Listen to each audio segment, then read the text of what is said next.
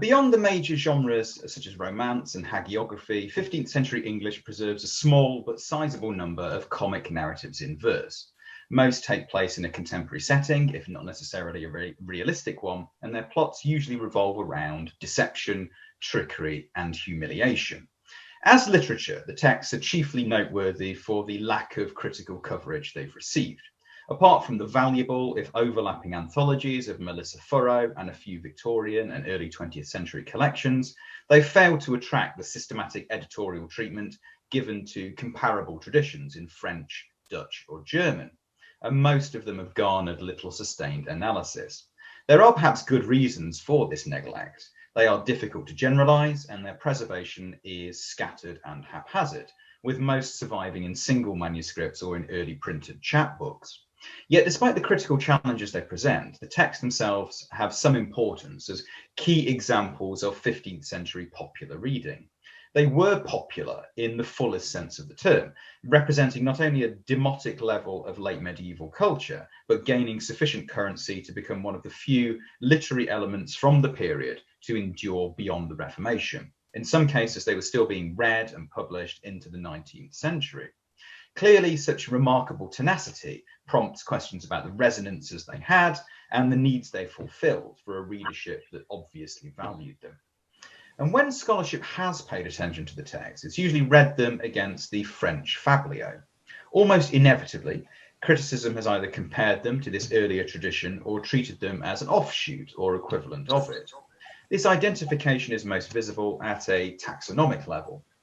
As soon as criticism began to catalogue the surviving body of medieval literature, it tended to equate the English texts with the French. Hence, early 20th century commentators and editors commonly looked to the French genre when giving account of the English tales, labelling them English fablio or fablio in English, a classification that has held firm in most subsequent overviews. Other critics have gone further still, organising the text into a coherent English fablio tradition, rooted in and running parallel with the French genre. In his pioneering Manual of Medieval Literature, John Wells lists a number of 15th century texts as proof that tales corresponding in matter to the extant French fablio were current in England from an early period, a judgment sustained by Robert Lewis and John Hines several decades later in the 1980s and 1990s respectively, in their own surveys of fablio or fablio-like tales in Middle English. Although this approach has at times veered in some unhelpful directions, it has undeniable merit.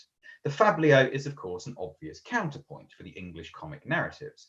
Not only is it one of the most voluminous and distinctive comic traditions in the later Middle Ages, which effectively codified humorous narrative in the late medieval period, but it was clearly known in England. Fablio survive in Anglo-Norman versions in relative abundance, and a piece such as Le Jongleur de Ailey et le Roi d'Angleterre shows how individual texts could be adapted by and for an English readership. The 15th century poems also hint at contact with the French texts, sometimes evoking them as models, sometimes as sources. Two examples are Dane Hugh, Monk of Leicester, and Queen Eleanor's Confession, both of which survive in Elizabethan imprints, but appear to originate from the late Middle Ages. The former tells a story of a lecherous monk whose corpse is furtively conveyed around nocturnal Leicester, mistaken for a living person, and then repeatedly re-killed until he's once hanged and 4 times slain, while the latter depicts Henry II disguising himself as a friar to hear his queen's confession, only to learn of her infidelities and intent to kill him with a box of poison strong. Despite their emphatically English locations and figures, then both retell narratives that had already appeared as fablio. Queen Eleanor follows much the same course as Du Chevalier qui fit sa femme confessée, while Dane Hugh closely reworks a story found in at least 3 13th century French versions. But despite having some validity, the tendency to read the poems exclusively in the light of, or rather the shadow of the fablio, carries some immediate problems with it. A key drawback is that relying on the French texts as an interpretive backdrop often leads to a curious diminution of the English pieces. More often than not, the fablio tends to function as a yardstick for measuring the later poems, one against which they are inevitably found wanting as comic texts. They're typically seen as pale imitations of the boisterous French genre, a conservative or orthodox response to it that smoothed over its notoriously rough surface and downplayed its sexual explicitness. Hence, Cook, Whiteford, and Moore see the English tales as moralised revisions of the typical old French fabliau, in which the cleverness and licentiousness of adulterers is less likely to be celebrated than greeted with delight in their failure and punishment.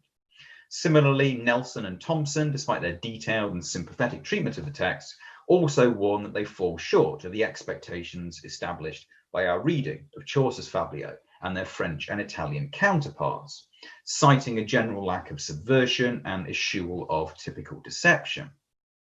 Studies of individual poems often proceed along the same lines. So Dargis and Rendell detect what they call a gingerly treatment of the earthier aspects of the genre in the Berrin prologue, while Robbins criticises the Milner of Abingdon for its sentimentality and use of moral evaluation. Now, needless to say, such appraisals are unfair in a number of respects. Not only do they frame any distinctive features in the English text as deficiencies, a watering down of their irreverent French precedent, but they stand noticeably close to the stereotypical charge of dullness that's commonly levelled against 15th century literature as a whole. But more importantly, it's also questionable whether the fabliau is as dominant a model for the English poems as these judgments assume. Despite the common ground between the two sets of texts, there are good grounds for disentangling them. Their relationship with one another is by no means clear or immediate.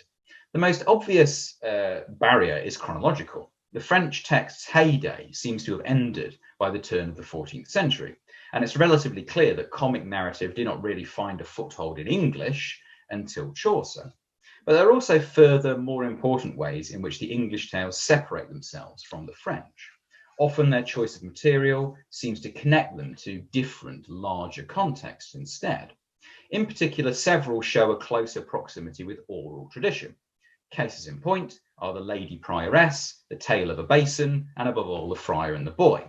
None have analogues in the surviving corpus of fabliau, but all three have numerous parallels in that vast transcultural repository of oral storytelling formulas assembled by Arne, Thompson, and expanded by Uther. The Tale of a Basin shares its structure with a number of folk tales grouped under the heading All Stick Together. Like the Slavic and Italian stories in this classification, most of which owe their preservation to the efforts of folklorists to record them, its action turns on an enchanted object that clings to anyone who touches it. In this particular case, the object is a chamber pot, a vessel that they make water in, which is enchanted by a country parson in order to chasten his brother's unruly wife and her priest Sir John. Both are not merely given to eaten and drinken at her brother's expense, but to go to bed for to gone together habitually as well. Similarly, the Lady Prioress is a variant of the widespread theme of the entrapped suitors, a motif that's testified in languages as diverse as Kashmiri, Arabic, Latin, German, and Dutch. Like its analogues, it focuses on a woman who contrives an elaborate ploy to rid herself of a group of three unwanted pursuers. The first, a young knight, is told to prove his worth by spending a night in a remote woodland chapel. The second, a parson of a parish, is told to seek out the corpse of a poor man in the same chapel, who is, of course, in reality the knight, and lay him in his grave. The third, a burgess of a borough, is told to prevent this burial, since the dead man oweth us a sum of gold. Predictably, the scheme results in general panic, and all three injure themselves as they attempt to flee through the undergrowth. But the supreme example is the Friar and the Boy, otherwise known as Jack and his Stepdame. And this text skillfully interweaves multiple traditional motifs and elements, many still immediately recognizable from later forms of popular storytelling. Its basic plot is a variant of the three magic objects, revolving around gifts three conferred on the central figure by a mysterious old man, which enable him to humiliate his overbearing stepmother and her ally, a friar. Two take the form of enchanted artifacts, a magic pipe and a bow and bolts that never miss their mark, while the other is a vaguely defined magical power, the ability to make his stepmother fart uncontrollably when she looketh on me. As Thomson in particular documents, all three and the structure of the gifts itself are widely recorded folktale motifs. And Jack's pipe further combines two common folkloric functions. It allows him to herd all his beasts on a row and causes human beings to leap and dance about feverishly when he plays it. And the way in which Jack uses this last power draws on yet another narrative type, as he forces the friar to undergo a traditional dance among the thorns, such that brambles cratched him in the face and acre in many another place. Even the name of its protagonist and the fact that his chief antagonist is his stepmother at home grounds the text in oral tradition. And nor are these isolated cases. The Friar and Tale of a Basin embody a sort of general willingness amongst the English tales to incorporate magical artifacts and spells, one that again points to a reliance on traditional material and differs from the much more skeptical stance the French texts often assume towards magic and the supernatural. Of course, none of this means that the text can be described as purely oral in character, much as 19th century editors often assumed that they carried traces of high and remote antiquity. As David Fowler in particular has stressed, their very preservation as written text automatically puts them at some remove from the stratum of folk culture. But it does suggest that the 15th century narratives look to resources other than the fabliau, and might not be a delayed response to the French form to quite the extent that is assumed. Indeed, even their occasional parallels with specific fabliau texts might be seen as the natural result of both corpora drawing from a common stock of storytelling motifs. But one of the chief points of separation between the English and the French text is the one that concerns me today, their audience. The exact readership of the French texts has long been a major subject of debate about them. Their great 19th century critic, Joseph Bédier, associated them with the lower gentry. A little bit later, Pierre Nicrog aligned them with the nobility, deeming them une sorte de genre courtois.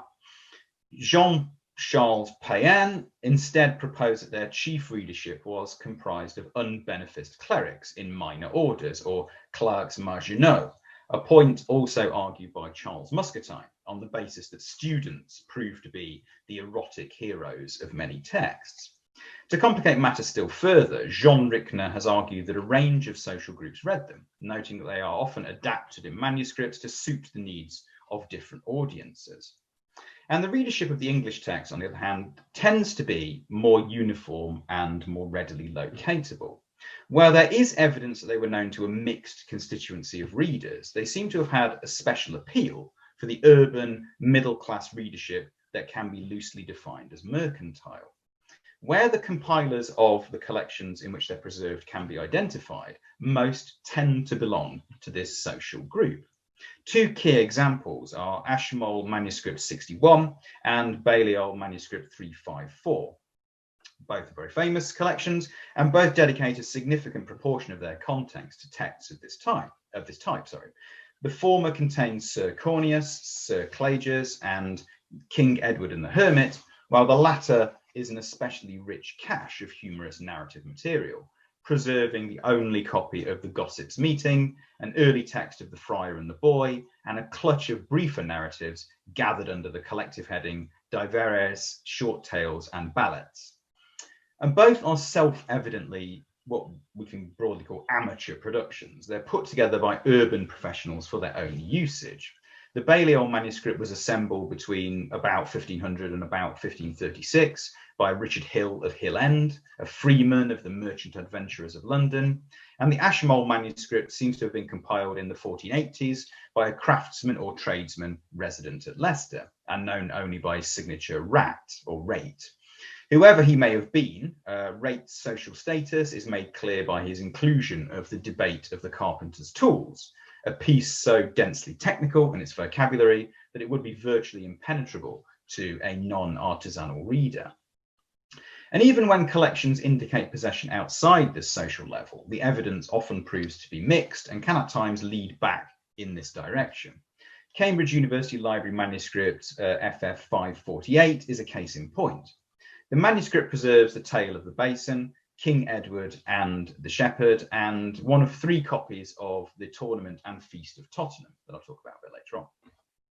It's often attributed to Gilbert Pilkington, who was most likely a priest at Lichfield, whose signature appears after one of the texts it contains. Nevertheless, Carroll Meal offers a persuasive argument in favour of middle class rather than clerical ownership, on the basis of the mixture of hands found in the manuscript. None of this means that the tales were exclusive to these middle class circles, of course, but the readers that cared enough to collect them and copy them down generally seem to be identifiable with this social bracket. It can be inferred that they met their peculiar needs as readers, needs that might stretch to private entertainment, to a range of further demands both within and beyond the household. And their association with this public also explains why the poems were able to move relatively seamlessly into early commercial print.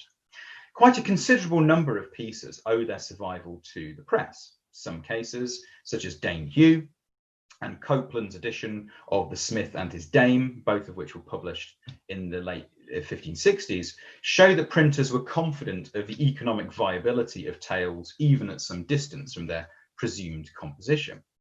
The continued enthusiasm for the texts among this public is shown by the fact that many become emblematic of middle-class tastes by the end of the 16th century. Puritan and university-trained writers often lump them together with what they call vain and frivolous books as examples of atavistic or trivial reading habits among this group.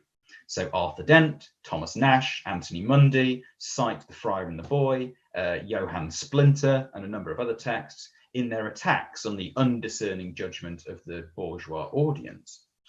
Despite their suspicion of the text, one evidently born out of a general hostility towards pre-Reformation material, these later sources show the extent to which print cemented their association with this particular group. At the same time, they provide testimony to the text's success, again in articulating and meeting the demands of this professional readership. If they were not effective in these terms, then their enduring popularity with such a constituency would scarcely be possible. So the tales, therefore, from a range of different directions, lead us back to this particular group of consumers, suggesting they are at root a sort of expression of its peculiar tastes, preoccupations, and values. And perhaps unsurprisingly, one of the first things they reveal about this social group is its wider literary and cultural appetites. And this aspect of the text is most conspicuous in their fascination with the romance. At times, the tale's use of romance elements is so extensive that it compromises any distinction between the two types of text and results in pieces that cannot be comfortably accommodated into either category. And one such hybrid priest is Sir Clay's, which enters the manuscript record in about 1450 and is generally dated to the turn of the 15th century. Clay's is remarkable for its generic uncertainty. Although it calls on a number of romance trappings, it fixes them around an essentially comedic story of deception and counter-deception. On the one hand, it's set in the time of Uther and Pendragon and asserts its protagonist's membership of the Round Table. And in fact, Clay's or Clegius is in fact an incidental presence in a handful of vernacular romances, including the alliterative Morte Arthur. On the other, it revolves around trickery. On his way to Uther's throne, Clegius is detained by the king's steward, porter, and usher, each of whom demand a third of the reward they assume he's going to receive from the king. Clegius is able to outwit and expose them, however, by demanding nothing but strokes 12 for payment, which are then duly shared out among the servants. More often, however, romance literature is evoked in a more self-conscious and elusive way. It proves to be one of the most fertile comic resources in the tales, as they frequently embed its motifs and themes in their humorous set pieces. In the Berrin prologue, for instance, when the pardoner is caught up in a running battle in the kitchens of a hostelry, he stages his own low-rent equivalent of the standard arming of the hero, setting the cooking pan on his head and wielding a great ladle against his pursuers. Dane Hugh concludes on a similarly mock-heroic note. Its central figure makes a final valiant charge in the vein of El Cid. Hugh's much-abused corpse is at last tied to an old mare and sent galloping towards the pastures of his former monastery, to be cast to the earth by the abbot's men. The 1560s edition obviously recognised the connotations of this episode. A woodcut on its frontispiece equips Hugh with a lance that is nowhere mentioned in the text. And what makes these elements significant is that their treatment, while self-evidently parodic, is not, strictly speaking, adversarial. On the contrary, they assume not merely a familiarity with the romance convention on the part of the audience, but an interest in the chivalric culture which it serves to propagate. And this can be witnessed in the small set of poems which focus on Arthur and his court. And most suggestive of these texts is The Boy in the Mantle and Sir Corneas, or The Cuckold's Dance, as it was named by Hartshorne and Hazlitt in the 19th century. Both of them revolve around the theme of adultery. Corneas gives Arthur a magical drinking horn, which will spill its contents if any cuckold drink of it. Although the king uses it for his own amusement, at feasts, sending any wronged husbands to eat at their own table wearing crowns of willow, when he himself drinks from it, he is of course revealed as their own brother in the sort of comic climax of the piece. The Boy in the Mantle extends this idea further.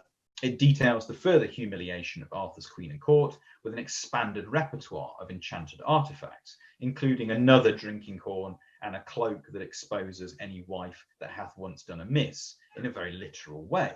It changes into gaudy colours that shame Guinevere when she puts it on, and it strips the wife of Sir Kay bare all above the tout. Irreverent though the two texts are, their parody clearly does not approach the material it ridicules in a dismissive or oppositional manner.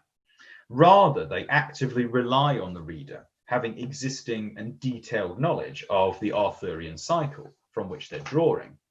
Without this awareness, their humour, their choice of theme would be virtually unintelligible. They make clear, in other words, that the romance is an important part of the literary diet of their own readership. And this dimension of the text is taken still further by two of the most sustained engagements with romance material, the interlinked poems, The Tournament of Tottenham and The Feast of Tottenham. Both perhaps date from the 1420s or 1430s, and they reveal some of the larger preoccupations that inform these borrowings from romance. As their names suggest, they concern two of the most characteristic rituals of courtly life, although they transplant them to Tottenham, at this point a small rural community in Middlesex. Their humour is built around the substitution that's typical of medieval parody, as both replace various aspects of noble or knightly culture with rustic analogues. Hence, their keen conquerors bear stereotypically plebeian forenames, such as Hawkin, Tomkin, and Perkin, and they strive for the hand of Tib, daughter of the local reeve, whose father also offers a cow, hen, mare, and spotted sow to the victor, presumably to sweeten the deal. During the battle itself, sheepskins and mats are worn in place of armour, a black hat is used instead of a crest, and flails are used as swords and bowls as shields. And the feast takes an even more scatological tack.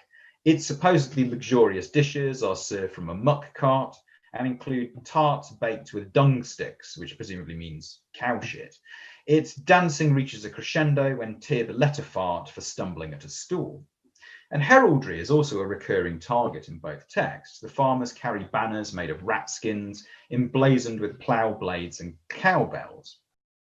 Despite these playful extravagances, though, there's again a visible undercurrent of familiarity rather than hostility. Both poems operate on the assumption that the audience is both aware of and interested in the chivalric practices it's evoking, approaching the target of its burlesque not as something beyond the horizons of the text or its audience, but as part of the experience of both. In particular, their focus on pageantry, on dancing, feasting, and war games show that the texts are interested in knighthood as a mode of expression above all, privileging the more performative aspects of courtly culture.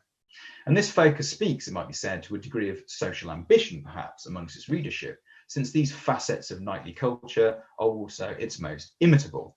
Indeed, the fundamental premise of the parody is that these markers of nobility can be mimicked, can be appropriated by figures outside the social elite, even if this is played for laughs. The point is then that the tale's kind of teasing, satirical relationship with chivalric romance is not really a hostile one. It stems from the priorities of a middle-class readership, and especially the ambition, the insecurity and mobility that's long recognised as characteristic of this middle strata. And aside from these concerns, the tournament also highlights some of the ways in which its core audience might consume and use texts of this kind. The tournament has a direct, if ambiguous, link to civic celebration. at Exeter, the receiver's account rolls for 1432 to 3 contain a cryptic reference to what it calls La Tourmente de Tottenham being staged for the entertainment of the mayor and the city authorities at Rougemont Castle.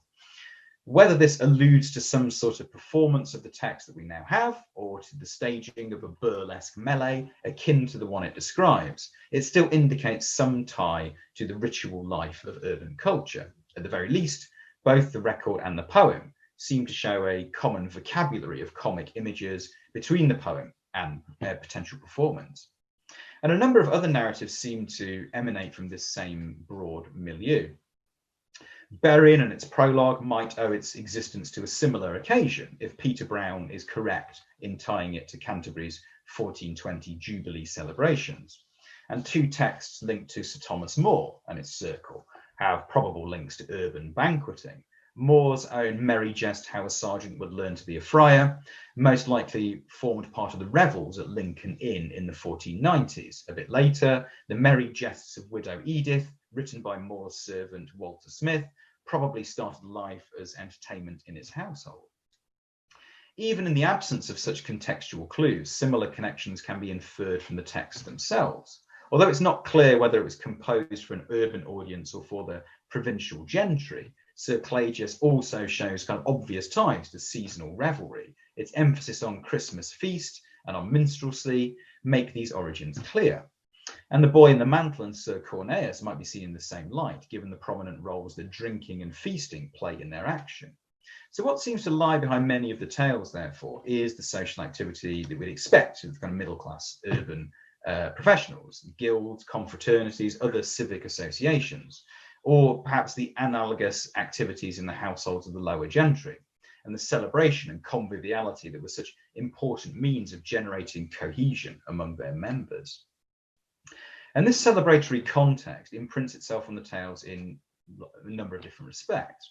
It's most readily detectable in the recurrent formal features they share, many of which seem to mark them for dramatic performance or quasi-dramatic recitation. Their emphasis on slapstick violence, for instance, and their frequent inclusion of dialogue between quite well-defined speaking personae often seem curiously theatrical. A piece such as the Gossips' Meeting, for instance, is at points almost indistinguishable from a formal play text and could easily be staged as a comic monologue or even dialogue. Not only does it incorporate a list of speakers, the old wives, Eleanor, Joanna, Marjorie, Margaret, Alice, and Cecily, but its simple story involving one wife extorting a draft of what she calls merry-go-down from her peers with a sob story of domestic violence is delivered almost wholly through direct speech. Most of the stanzas of the piece begin with directions such as Anne bade, Alice with a loud voice spake then, Margaret meek said, and so on. But their affiliation with festivity leaves still stronger traces on the peculiar type of comedy they employ. Their mockery often seems designed to function in ways analogous with feasting itself, using laughter and ridicule and pleasure to build social bonds and foster group identity.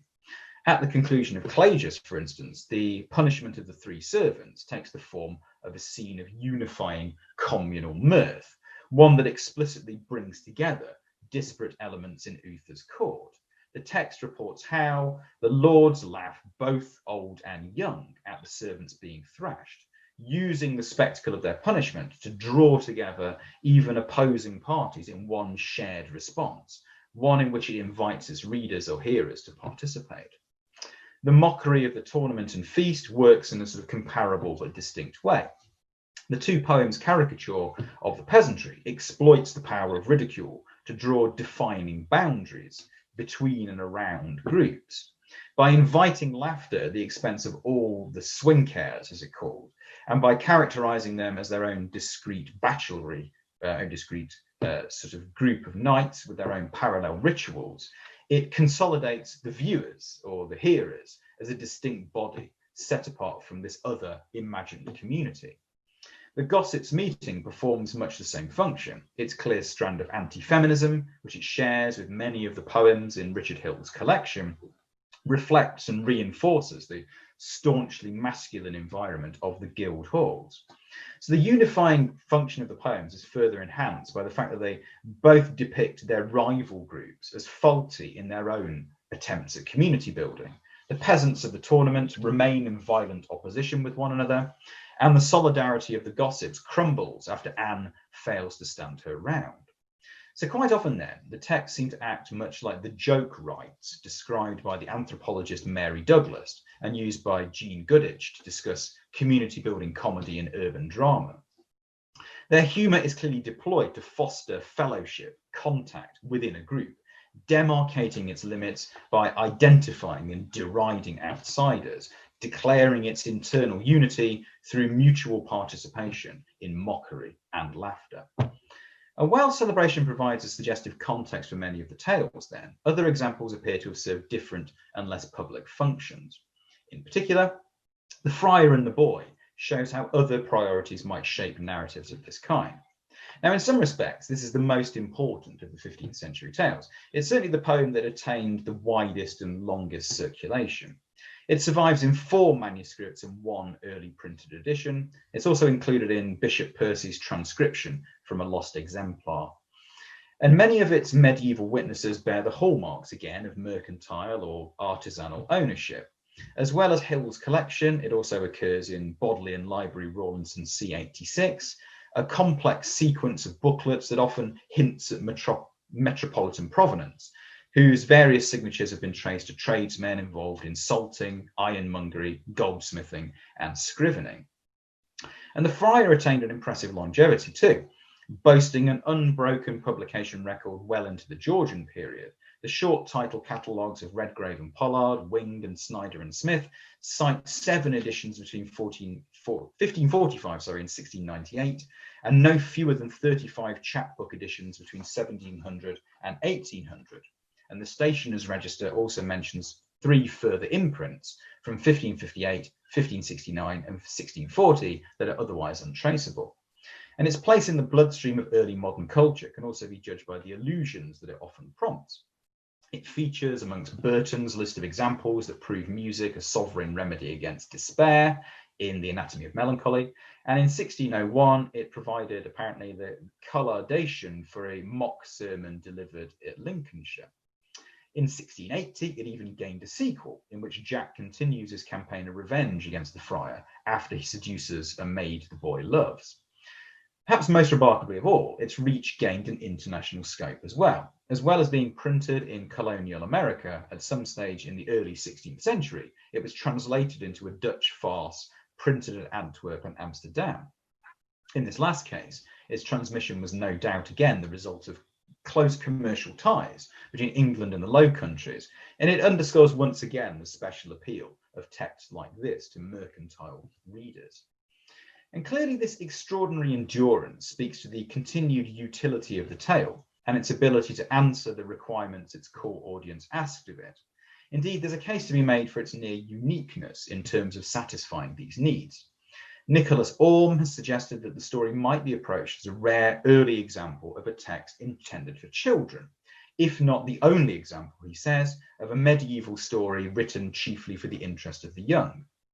And it's in fact not difficult to imagine the story might have particular value for a juvenile audience, given its protagonist, which are but young of age, its quite fantastical content, and the considerable latitude it gives Jack to overturn and disturb the niceties of the adult world. But it's not only the playful energies of the text that might have made it suitable for youngsters, but also the possibility that it might offer instruction to them.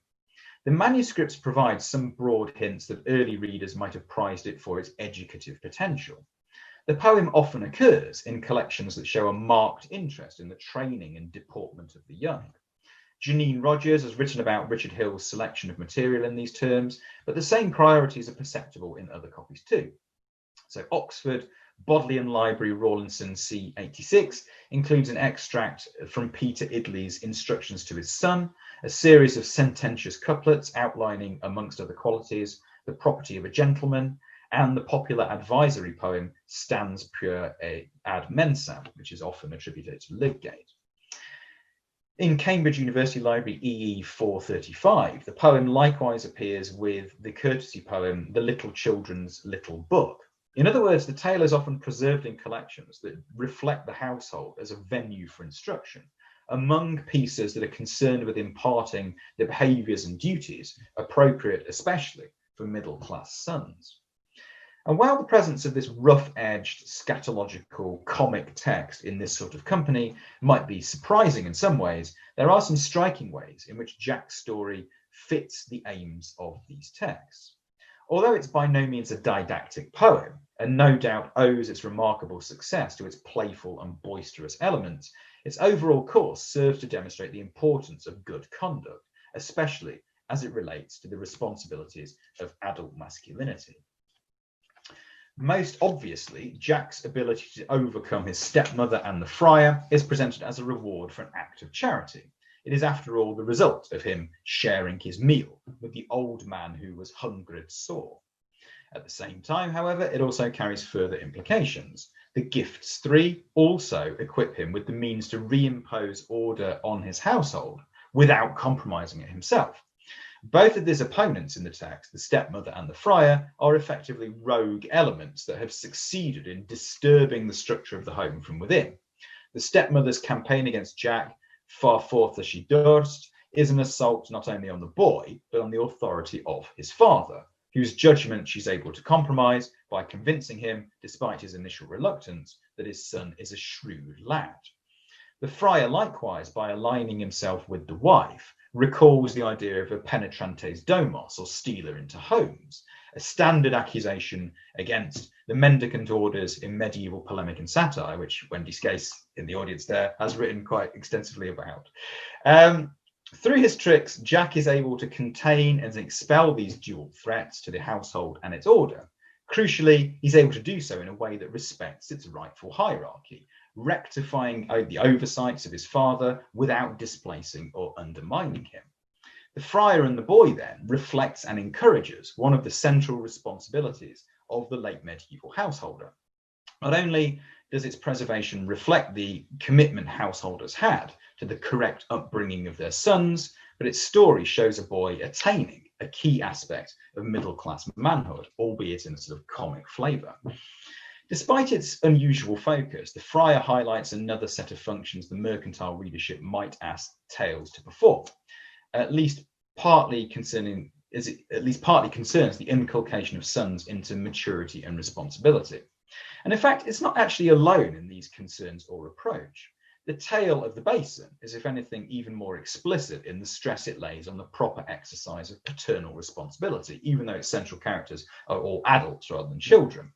The root cause of the problem is not the wife herself or the parasitic priest Sir John, but the fact that the parson's brother is a feeble husband, passively carrying out all his wife's will and all his wife's bidding, rather than assuming disciplinary authority and lacking sufficient judgment to find John anything but good and courteous. Indeed, other educative functions can be glimpsed in other tales too, many of which could also conceivably be directed at the young, dealing as they do with elementary points of knowledge. How the Plowman learned his Paternoster offers one such example. Its central character is a miserly smallholder, made by his labour rich, but with no knowledge of Paternoster nor Ave. His local priest cures him of both his ignorance and lack of charity in one stroke.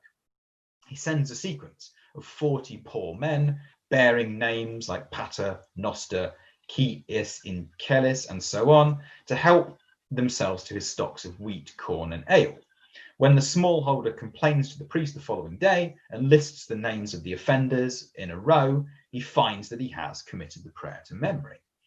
The text is therefore at one and the same time a dramatization of a lesson and a lesson in its own right, since its vivid narrative is obviously crafted to provide a mnemonic for a reader unfamiliar with Latin. However, what makes the tales remarkable at times is these lessons are in duty are less concerned with assuming and exercising authority than with a kind of cooperative, collaborative sense of the roles played in sustaining proper order. This is the final one I'll talk about, but an interesting variation here is the Ballad of the Tyrannical Husband, preserved in Chatham's Library manuscript 8009, whose scribal hand and interesting courtesy text point, once again, to a London mercantile compiler. The ballad takes a standard Fablio-esque theme, the battle for supremacy between husband and wife, but steers it away from the brutal aggression of texts like De Serhan or La Dame Escolier. Instead of a pitched battle ending in physical dominance by one side or the other, it emphasises mutual support and duty across the domestic hierarchy. Its two main characters are a good wife, courteous and hind, and an angry man. The two switch roles for a day after the husband demands, "What hast thou to do but sit as thou at home?" Although the poem is unfinished, its course can be reasonably determined from its copious and very detailed list of the wife's responsibilities. The husband is obviously supposed to struggle with the food preparation and the child and animal care she must perform daily after spending all night waking with our child, and end the text with a renewed appreciation of her workload. At a certain level, the text regards the couple's roles in the household as natural, even kind of essentialist, a point that the husband's presumed failure to be housewife and keep our house at home underscores. It might even be designed to cement these roles in a very direct and active way. Its detailed and very comprehensive catalogue of wifely duties, which includes such items as give our chickens meat, beat and swingle flax, clothe ourselves and our children, and more, might imply that it was designed to instruct a young woman or man on proper household management, spelling out proper wifely and husbandly duty.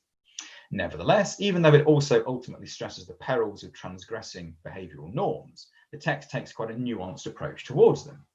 As well as emphasising collaborative interdependence in the home in place of a one-sided power dynamic, its characterisation of the husband as angry, who's effectively compromised by a lack of rationality, highlights a conception of authority that is itself bound by certain requirements and obligations. As Barbara Hannawalt points out, its key point seems to be that patriarchal power rests on the exercise of responsibility, restraint, and good judgment, rather than unilateral submission. So, I realise I'm overstepping the time limit. So ultimately, therefore, the 15th century tales provide a range of insights into the priorities and interests of their often explicitly middle-class audience. Their simple comedic narrative structure belies their complexity as a literature, both collectively and individually. They are shaped by a wide variety of conditions and factors, which again, measuring them against that benchmark of the Fablio, only serves to occlude and conceal. Okay, thank you very much. Thank you so much, Ben, for that talk. It was really good. We do now have some time for some questions, so feel free to either let us know via the chat, and if you just want to say it yourself, we can obviously then call on you and you can go on video, or you can just type out the question in the chat and I can read it out on your behalf. I think I'm going to wrap up here because I've noticed Hannah says she has to go, and I'm conscious that we might not have time to properly answer another question. So I just want to say thank you again, Ben, for such a fascinating talk. Okay. If there was a question you didn't get to ask, I'm sure if you email Ben and go to his staff page, he'll be happy to have a discussion with you. And thank you everyone for attending, and I hope everyone has a nice day. All right, thank you for having me. Thanks then. Thanks for arranging this as well, Lucy and Georgie. No worries. Bye. Thank you. Bye.